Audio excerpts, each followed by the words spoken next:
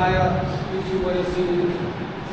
phổ vào những mặt sai lầm các thứ cho bạn cho cái các loại những quần cái là lại có những điều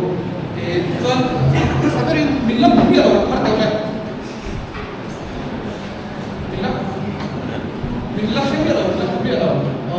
cho cái cho cái mình cho đến sau đó thì cho sẽ là các thành sự tốt chắn biết rồi là thành sự thì lớp một cái bậc cái gì các data cái chú physical and stress management instructor ayun sa yang natuka so ani NIM National Institute of Long Engineering ako ani itu instructor ko ma so to itu actually itu na yan National Institute of Adventure Allied Sports anu na chala yan di instructor ke Islamic kan ya tu kan ta tanga chong lain ka kasi itu ma kana chong nan ni tamlo wang yan ai đâu cũng thấy đâu mà cho nên course nên course cần phải như chúng ta sống được các tổ chức plus cho nên international companies mình thế ở bên course khi international cái giống của thiên gia là export department ra cho chúng cái bảo làm bằng kita sẽ cho nên PUC YSC member lâu thì tổ chức suốt tổ college các suốt tổ không được mua là không ai mua thì sao không ăn thì mua okay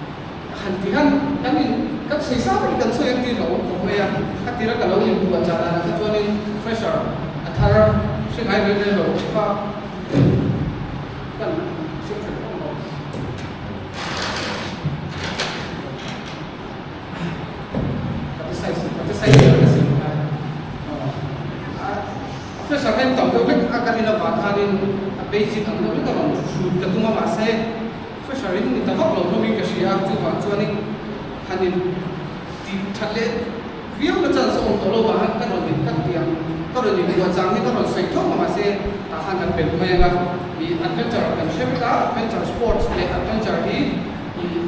kan shin ai in ang lo ni kan shin se ma ya mi na adventure kan ti ya din kam lo chu chu mo ti ring kha am kan ti chi na ti ro chuan ti adventure life chu kan pian ti ra tanga kan sim ya adventure dia ketia kan han mua nak tu ji tam takin kan tu le to lo ko se lo wa kan han mua ji na tam do kan han to lo te kan adventure lai chu ni do ya cho nên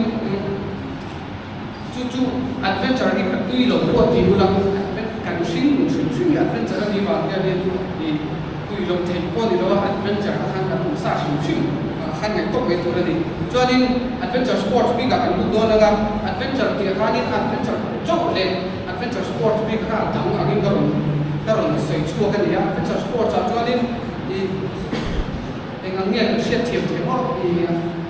bore ni kan tu ke kan so do la ni ta ni ta le ko chia lo bingo di lo job shop kan ni ya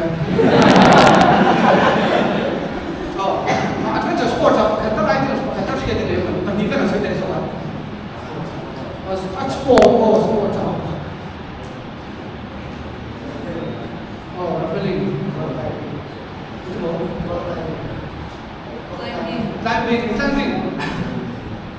climbing wall climbing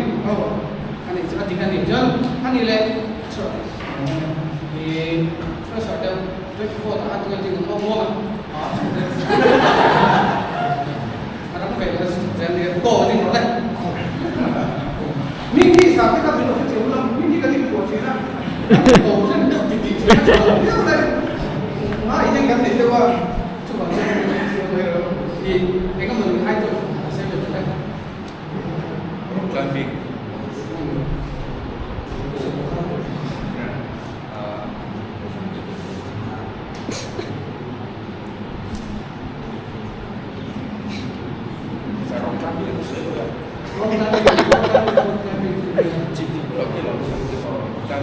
sport climbing làm lại thôi xin là những cái sự hay rồi không climbing là sự rồi ok đi rồi rồi đi adventure sports cho nên chỉ sản xuất là cảnh trên nào lồng thu mà cảnh trên nào thì cảnh sẽ xả đâu nào như sẽ có cái quan trọng là lên thì cảnh trên này sẽ xả cái tổ sẽ lồng khác đâu này rồi cả cho nên cái là hiện nay parasailing này paragliding thì chúng ta makan organize thì dia cho nên ba thì of course so ang hen ka sai zang so mai ga parasailing chu thì hemi motorin wang si ten ya ka mizoram kan tin chin lai cho nên thì puta during airfield ta kon kan pick up ten kan du ka tin si ten mo ni jo parachu canopy kan tia canopy ka pat parin asira lo cho nên ko para cho nên motorin tin do na cha motor speed at la take off to kanin chu base itu chu ka kanin to ania so tu na hianin association ka tangin di tourism te mo di department sam te atanga source nin di paragliding di course organized thina dia tu na hianin ma ka course mu ra hakal ka lo le on pat ka hatik do paragliding course patung ke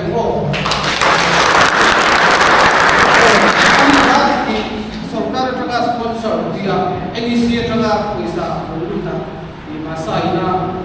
sponsoring को मासाइना organising course कदा सेर्सी पासोनी नो मुंग दिया इसो national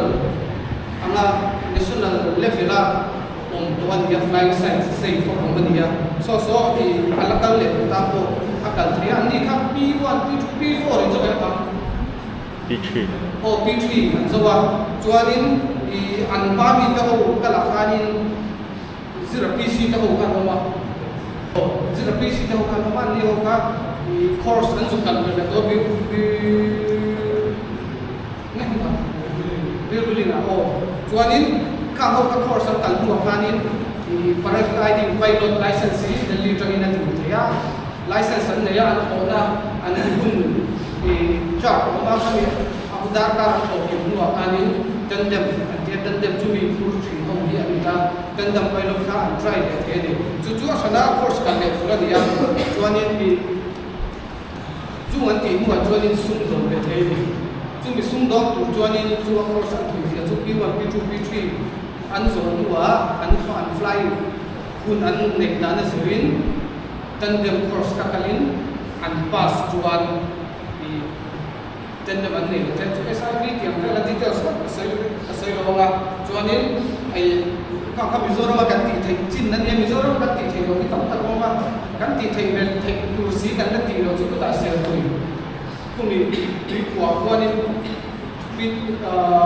kwa ni speedboarding para sailing at wali tiang si safe tu tak kan si ka ti thei reng kan ya ma se ni eng phage lo so ta long ba ni kan ri wa ti phal ri lo ka dia chu ti thei si kan ti lo ka dia chu ni an ni sa ka lang tui lang ba dia din ka ti thei chu rafting course kan organize thea chu ni e ma ni sport department ni la kan ti chi lo ni ma ni la ti scuba ki kan ko ka bida ge chu tu na rafting course so chi ko kan an tin ta le thu thap pe lo thu lo pe ba ba so e ba ba rafting course so ko chu ni ta le tu na ko chuanin rafting course a hianin i rapid water rafting te le hemi kan chi thiam kan te suara in hai kan tin kar suara te long a chun ka te tin ko adige e long kan accident pala kan in chan suara tu kan chi sang sang ka tam tak se tiran ya chuanin để mà bên cạnh sự cái đấy cả má là những cái gồm là thì president ta là là những cái là Uttarakhand dia yang teknik tu dua di Uttarakhand president kalau kita Indian president tu Uttarakhand akan memperaikan tuan demo kan rupiah ganggal dia orang kan ini hai ini kan siapa jadi asira helikopter itu saja demo terus bergerak di bawah saya tidak tahu ya John anda sah scuba hi thần tiết hay phiền sẽ phòng phát động này sai đó anh nghĩ anh đi khai thì nó private thì nó kia thì course fee tập bao mà được bao mà khai thì phải cả cho tôi là hiện là phải thích hợp với ví dụ gì cả thì khi mà training số cái tận dụng được mà training là pay cho thì là này nó là một điều thì có nên tôi nói training các cái này là sẽ cho tôi nói training là gì apa sahaja so Mizoram orang masih sendiri begitu orang so orang cara pas so ini so mereka training begitu dan sebenarnya semua apa kalau itu ni adalah masih Mizoram lagi orang bagi kan solution cuma ni jual apa tunda ini kata saya oh len semua masuk PC len Uzera không có thể là sợi lửa không có là panin không có cái tỷ thị tầm được cái này rồi cái Mizoram mà cái practice thị tầm được cái này chú thì anh tôi tin là sẽ là sport climbing cái sẽ là sport climbing khi việc gì đó share tập về cái đó sport climbing là sẽ phải đó chỉ là cái cái gì đó nó lực từ Gimana gambarnya? Sport climbing, itu nanti sport climbing. Sport climbing apa? Sport climbing and bouldering, climbing mana lo? Kami jihad. Sedia kita kasih sport climbing kan tidak. Iban berumah kan sport climbing kan tidak sama.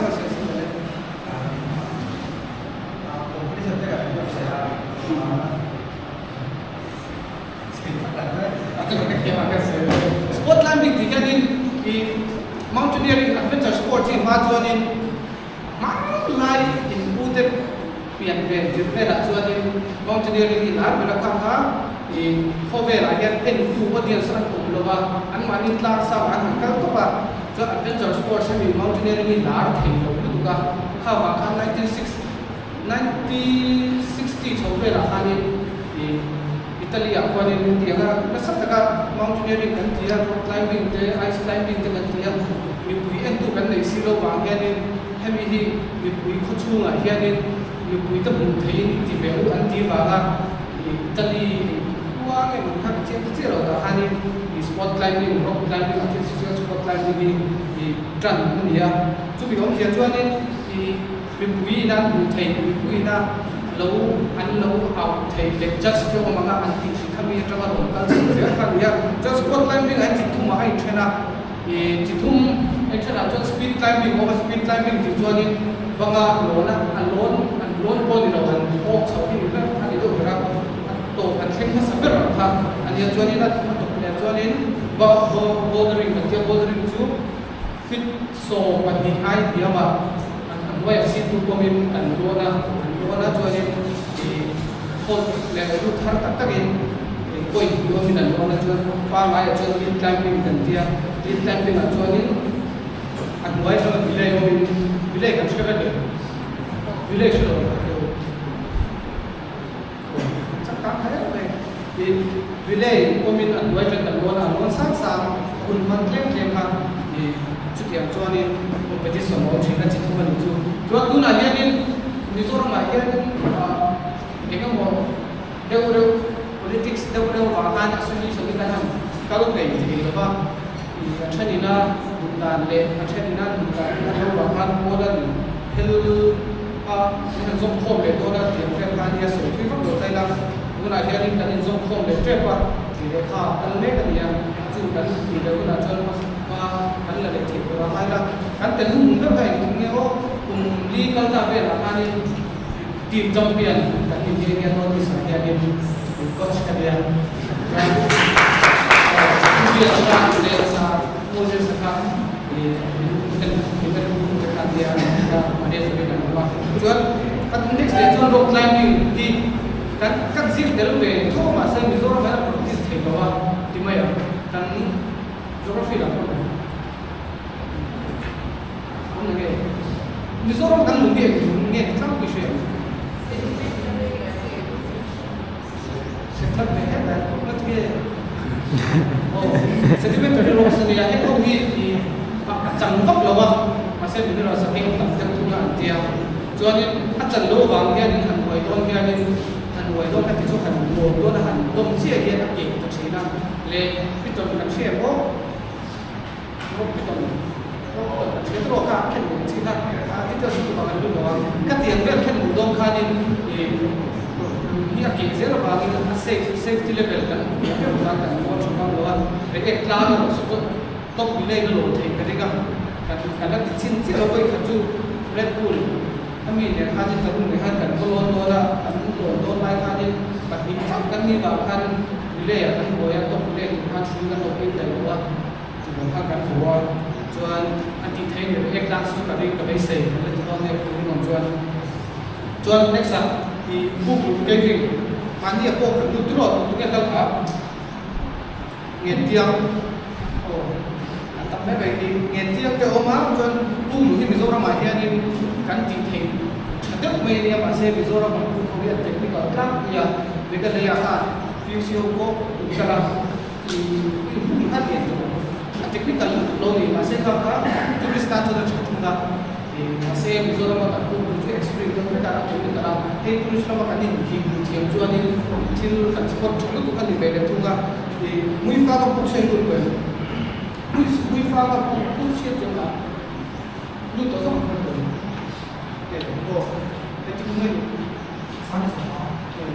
so misal aku kita kan mulai jual ini muifa konsul lain so bidung kan di so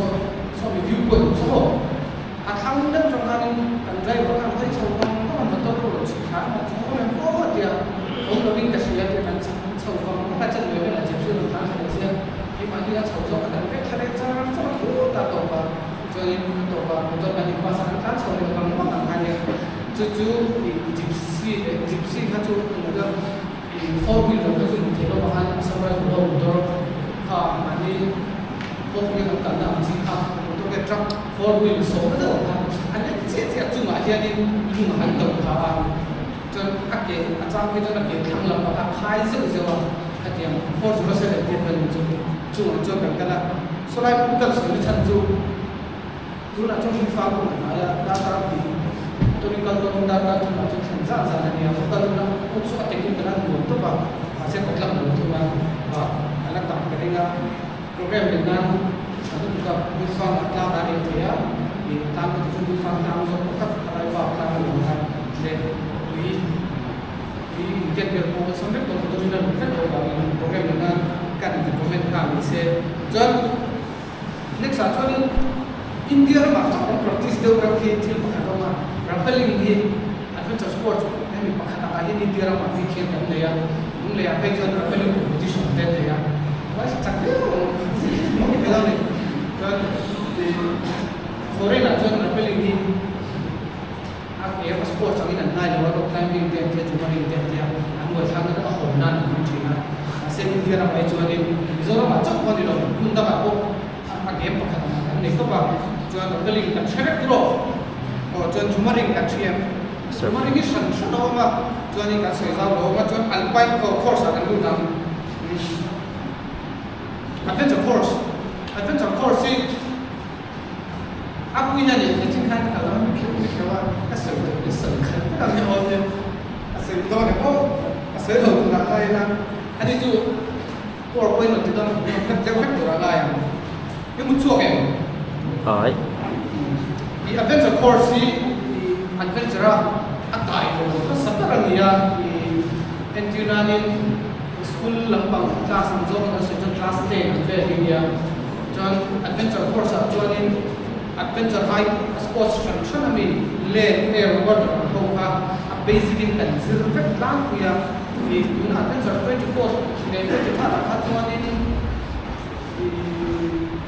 air water kan ko ba tu lo class kan nei ko lo kan nei to lo ta chu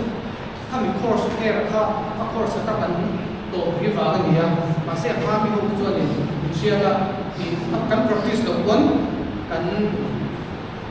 practice lo kon class in theory kan tu china chu kan se tu chuan kan course ya basic kan kai lo pa sa ra ya to adventure course no kala adventure sport tu lo ti po de adventure course no ka sim kulam chong kha ta han in tu na bar lai kan thang to me do ni adventure rock climbing no ti ga adventure rafting water rafting de river crossing vi chen lam to de no ti ga adventure no lao ta nghe trong trận đấu của người có sinh đang chịu đại diện trong trận đấu của là jacket của đất club thì khả năng chuyên nghiệp không không ha adventure là tuy lồng thì nan đi lồng adventure line của khả năng tuy là khả năng tuy lồng thì nan đi cho adventure sang vào mà sang lâu vào ha adventure đi các tính chi đi lồng từ solo hay gì là sai gì đó là cái hay có camping này cái sao được rồi game tụi khăn đi solo game thì game thì tụi khăn đi sang làm rồi đi đầu sang làm đâu mà bây giờ game mà tụi nó có cho chút tiền chia cho nên phản sang làm một cái bộ chủ mà cho chút tiền là cho nên chỉ sản xuất suy trong cái tiền rồi các cái này cái sự sao tụi nó bảo cho Alpine rescue course cái sự nào cái tiền này Alpine course thì cái sự nào chân đi share đâu đúng không? Trắng lên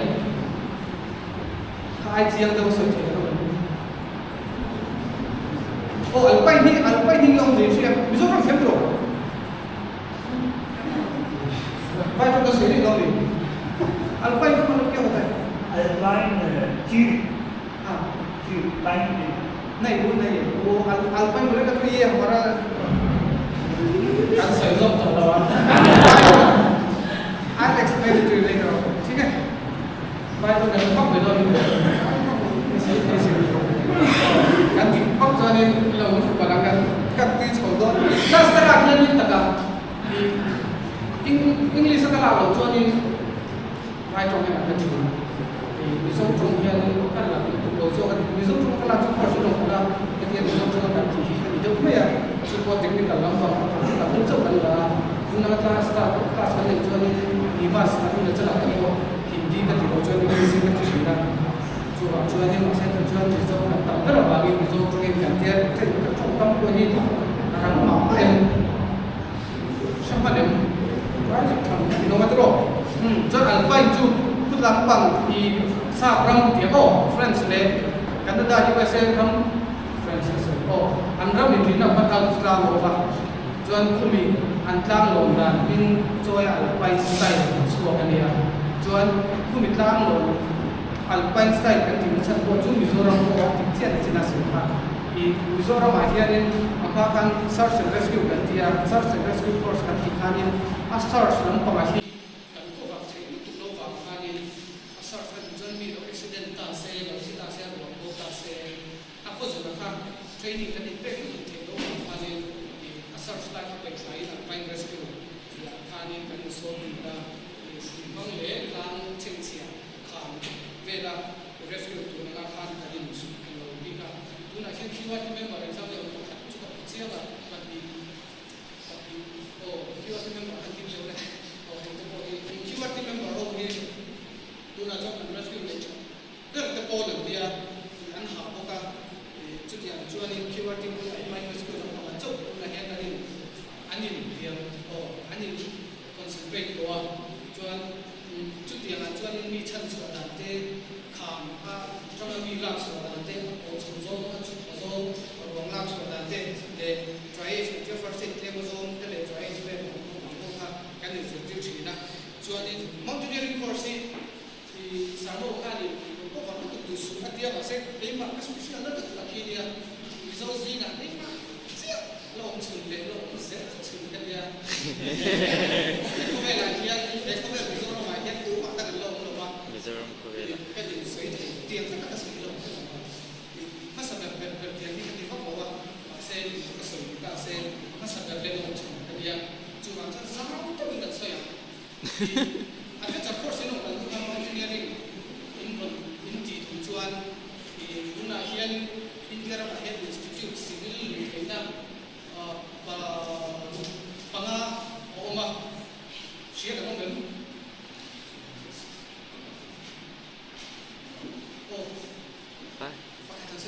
كخلب كخلب institute ni pakatan saya ni كخلب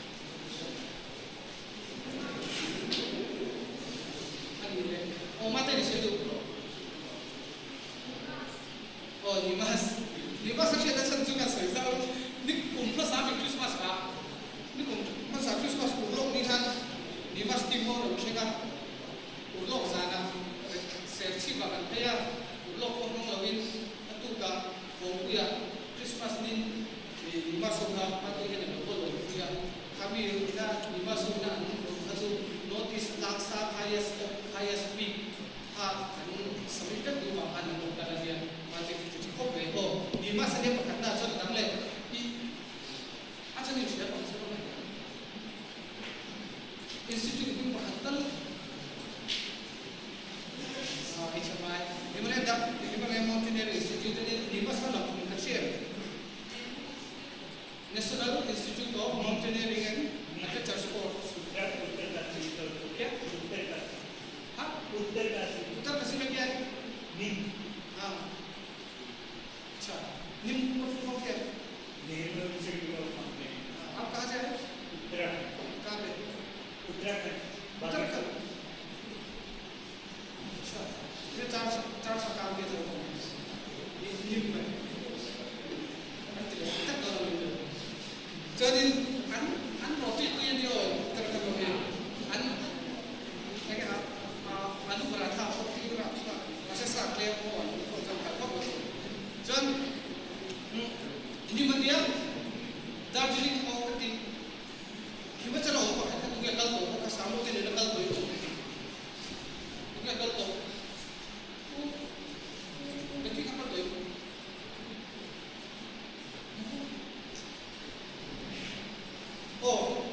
chắc chắn là mấy cái sử dụng của nó này này,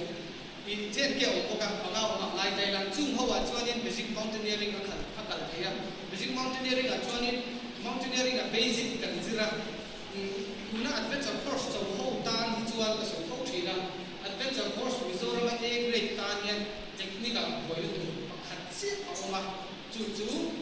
ice climbing này, snow climbing xếp ở với là mà ba số thì với là mà in này là descending snow vura awal kan traveling di don dai lang teknik ang nai kan kan buat na tu vura de che kan be pun te buat ga apa te do ke chu ujian kapan no china ang uji sa se mai sang de ni na ma chuan chung hawa chuan ni basic mountaineering ano kala basic mountaineering e create an buat an advanced mountaineering course on there. The China adventure course last 10 pass ka tiang den kani advanced mountaineering course so here mani line do ka kal san le thitani chuta chon ha the China rescue ni chon ni chanso ni chuan ni search and rescue course ka ti le ya search and rescue course tu ko heli rescue te ka ti survival rescue chi ha san thak course tam tak oma chung ho chu ti le te ani lo ko instructor ni chuan instructor course mo ai ti le tam ta po oma ani lo ko e zona na bang du e mi tang lo ti e ka fit e e zona na bang du ti chuan ha la chi chu water course an tia chuan foreign a chu course so chu mountain guide course an tia chung ang chi ta chu quality na so ani foreign ni ti mi ada na ti na chu chung ang ho in du chuan in thang le te ya chuan chumi zo chuan in e zon na kha aro te ta chia ni o kha mi chi na han boring ai sa fa ko mi ka sia ka sai ka sia chuan adventure course le adventure sports film hian ni adventure sports film hian ni mi ati puiting tura nga ya ti puiting bok chewin ka sia heavy khum mali khum nuam tu kalsanin ram huaya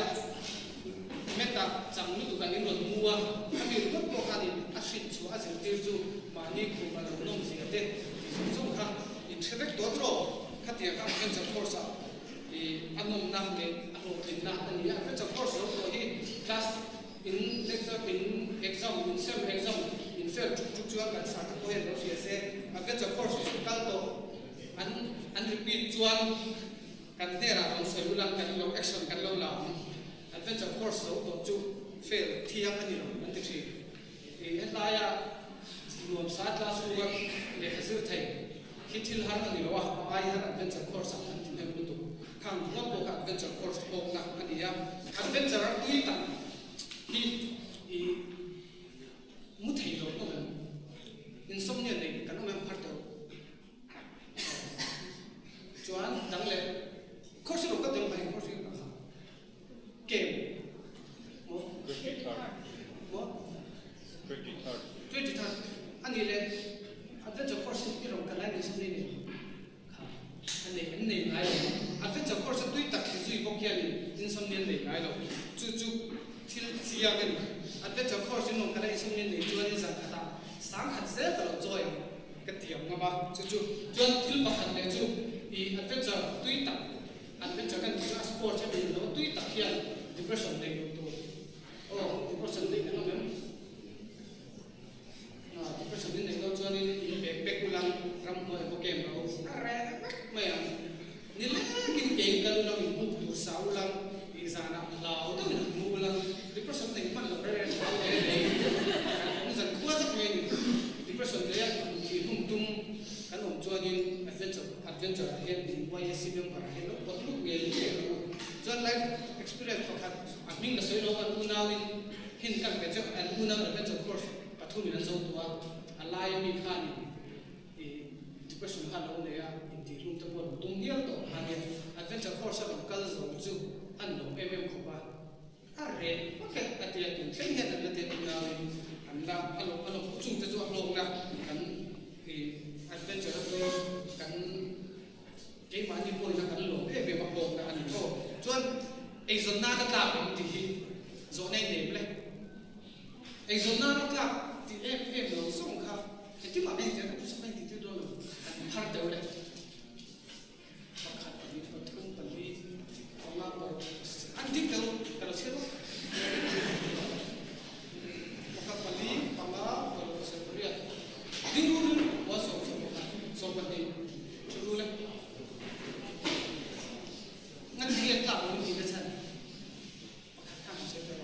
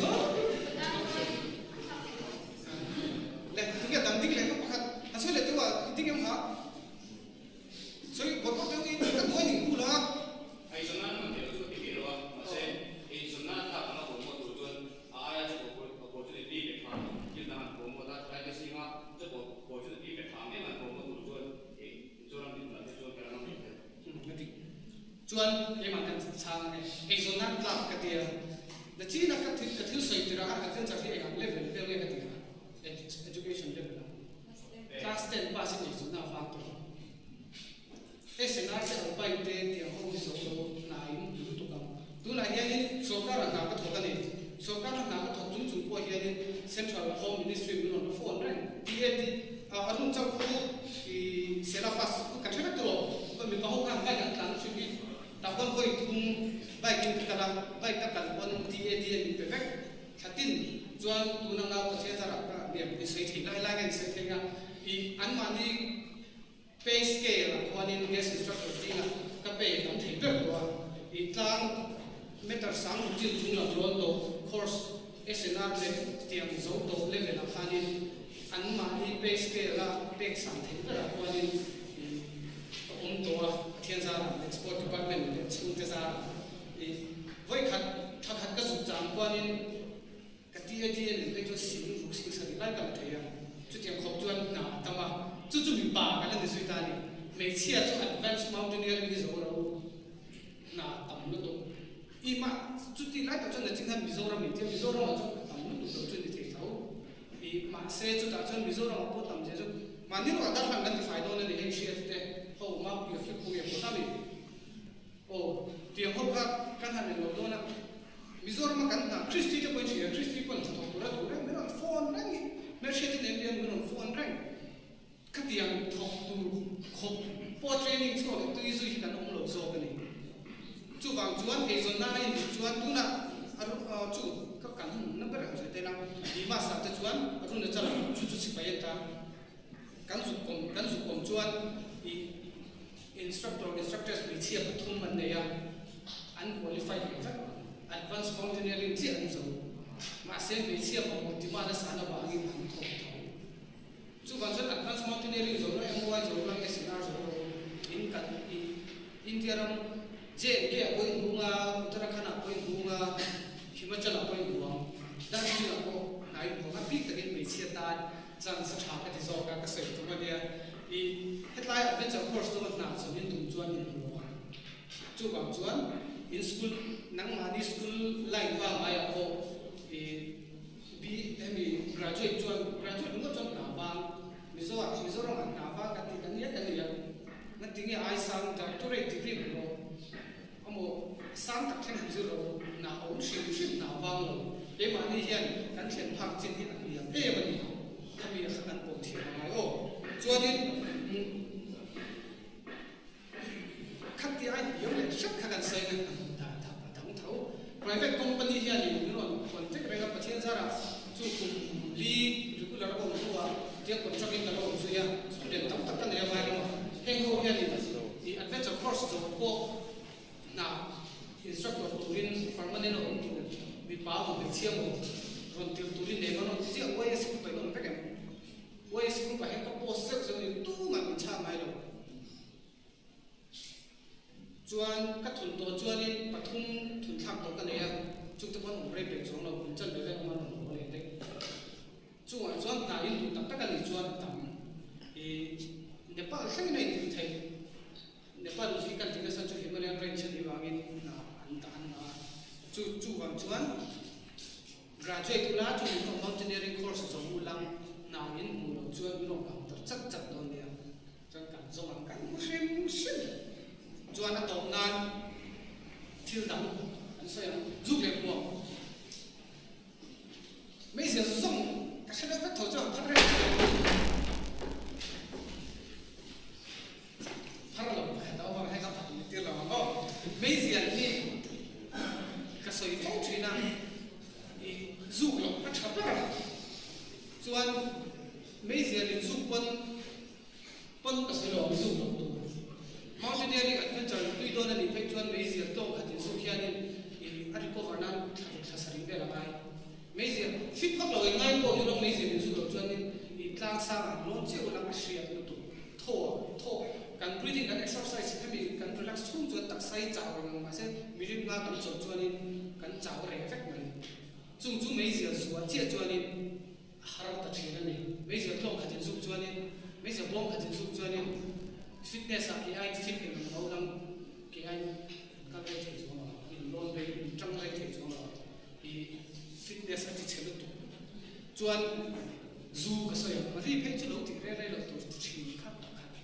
to zo ka soi lo ma lo zu ve zeng to chu ka ria chuan I zu hi ri thei chu ti do ro ni chu soi moi lo pa ka ni lo in kum khata zu ve khati lo bin chu chu ka koi lo no ka ti ma se chu chu ri va ka lo pa le ti zon ti zui chi ani chuang lo wa mấy giờ tôi khát cùng khát này xung quanh tôi cũng đâu khát cùng khát đâu quay lại rồi mà sẽ chụp bao nhiêu hình rồi đó là tôi nói riêng nên cái gì mà nó là kinh nghiệm cái gì biết rồi cùng sống thung cái gì mà cho anh mà cái gì rồi cái gì cùng sống thung cái gì nữa biết cái gì về cho nó chụp bao thằng khát phải khát in thung bao nhiêu lắm in thung anh cũng chọn rồi vì chút tiền chọn mà đi chọn cùng sống thung mình chọn chia để chọn phải đấy mấy gì cả chỉ phải làm nó mà su min thita chuan chan khoi kan do ma party na si charo party na kan ke chara zu kan su no ro chan no si se se chu zo khoi zu no kan kin zan da so ni ke ke party ya khoi zu no kan ke mai som thung kan tin ma chuan som thung tin do chen lo lem ve so kan kon em ve chi thiam do o chuan next le kun van ti voin kha khoi tu chu lam pa kan se nga a sen dare khoi tu tho chun phong ti ka ta ko chak do ta ni khenga khoi tu ho na khen ko ma se tam pa ma ti te zo kha kan hun van ha ti ta lo zo ka chuan sim thu la zing tho in kim a hianin hun van ti tu ria kan veng adventure club outdoor bi lo kan veng kanan veng adventure ring ho hi kun kan phong ti kha ba kan chho do na mining na tai om chori kan sang phang lo ka mani khilai ko ra ha mani pu ko man Myanmar ka kana buanem kan tal pang kum sa ni kan tal ko hani motor kan haya ra mi ngat lai anuma motor kan haya kum na ma ra kan sang de kan chung wei taxi ron sia so ta ho ma sang kan lo ka ba thiam ko kan pang cho la chu adventure kan tu ni chon ko chuan next le bol lo hi kan pe fu khut lak ni ka ro drive experience kan chu kuma right to ni to exactly ka to ra ve ka ta hanin kan dian pa ni le Israeli pakhat rafting in chin ku so kan so chu ka chu me chuma kan han pian tha sia chu kan tian kan lunch pe ka sa ang pa ya ka ta dar zo chak se tak ni kan nin ka ta ji nga hanin kan ai so ka cho ba ka sa ang kan pa ya tek chi ka chu khupin kan da de ya kan cho ina ba ka sa ka intifel la kan khoma mai ka ta so ma jan kan fore na pa khan moi re na fokala sarang he ai en chi ko kan lunch pe chu har tu ne da ne na e to to ni ha ti kan to ka so e ko man hi ana che be kana jan kha vola ik te khung tam ka me kan sa khop me jan khan na jan sweet te kan lo se mai ni chuk le kan ti te kan de ya kan drive through kan ha lai na ha so ni to fok kan tu ya kan lo pe ya kan sa pa ka zo ni ta bu ka fa char khoma ta kam khanin tiam bo no pai ka pia tra ka tiam bo oi ka pai to ma no le in ka a ho ze na a troi thei ani chuanin a te thiam piring lo pai hi a boi no om lo wa a lang sa wa ni chong sa troi thei lo ani chuanin pai hi i pai lo wa ve cha ni a lo ne ti ha thu wi ni se chan a to pek na ka sai fo to chi a cha course kal le kem kal lai chan kal lo ko hian adventure course adventure hi la se kan te Mizoram a big time ni ho hian la se kan tingoi mo ya chu mi la thek tan ter chu nam ni ho hian le khan thi ula civil service central service de state service de mo officer ro ni ulam khatian da officer ro ho adventure in tuina na chuan tuna in tuina na chu kina tuina tanga kun so ma entina ni pa pa hi MCS dia sport director ro chuwa kun thum cho chuno ma se pa pa adventure course to ani chuan adventure tui do ni promotion sa ni nge lecture lo ni ulang he kan lecture in just to adventure course te lo so to mountain course to se he ai ni tui lo ka ti dan ni tui nge do lecture to ro chau pu pu wat ki ma veng pa nia khang te po NI ma adventure course lo su so to nia kan veng ho chok kan